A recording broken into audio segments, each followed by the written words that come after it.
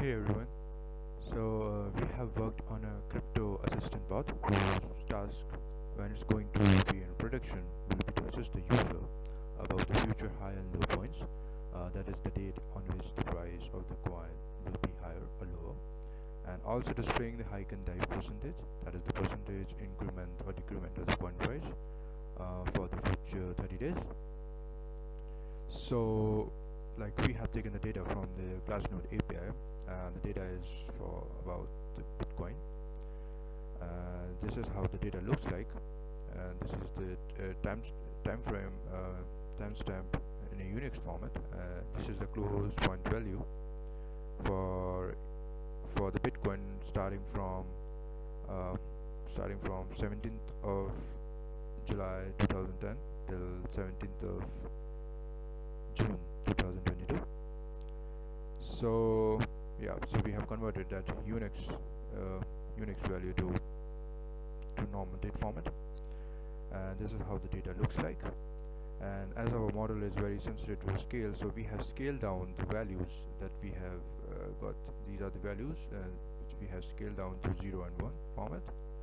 And after that, we have split our data into for training and testing. 80% is for training and 20% for testing.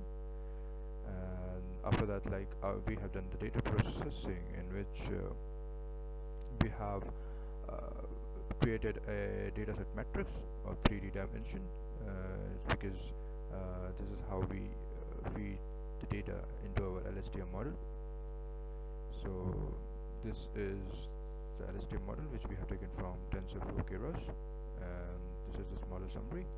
And we have trained our model for 500 epochs because we have tried and tested out multiple epochs, and as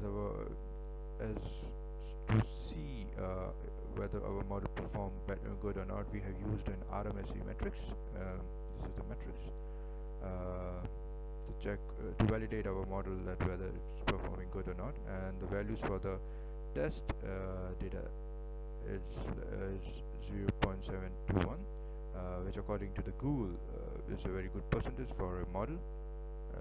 It shows the highest, it shows the good value for accuracy. And this is how we have feed the model. Basically, we have given the model 100 values to predict the coming value. So based on that calculation, the model trained itself, and this is how we have also make the model to predict. Here it is written 10 days, but we have predicted for next 30 days. And these are the values, the price values for predicted by the model. And as one of the mentor has told us, we cannot completely rely on the price, and it also makes sense to our team as well that predicting the price is kind of complicated task. So although even though our model has calculated the price, then we go further for our calculation part. So here our model has predicted as we have mentioned, the high and low price. So the coming this is the whole structure of a bot. Basically, then the bot will be assisting the user. Instead of telling the price, it will be assisting that, okay, this is the date on which the Bitcoin going to be high, so this is the date, and this is the date on which the Bitcoin is been low. So as you can see that this is the 18th, it was yesterday, and it's the coming date on July. So as you can see, there will be the growth. And if so, this is how the bot will be assisting the user. And also we have calculated the hike and dive percentage, just because if a user wants some assistance between these days, so how you can get the assistance.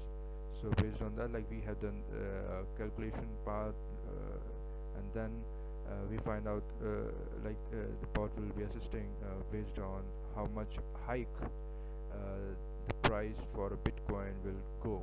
So as you can see that the price is going upward. So this is the percentage, not the price. These are the percentage of how much hike the crypto coin price is going to see. So as you can see, as as it mentioned in our part, that 17th of July is going to be the highest. So as you can see, that is going high, high, high, and on 17th of July you can see is the highest. And if you want to check on 11th of July, then it's a bit low, but yeah, but it's but the price, the percentage is going to be increased. So this is how the assistance.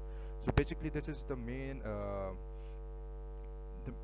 part of the bot, like the calculation based on the prediction, ML model prediction.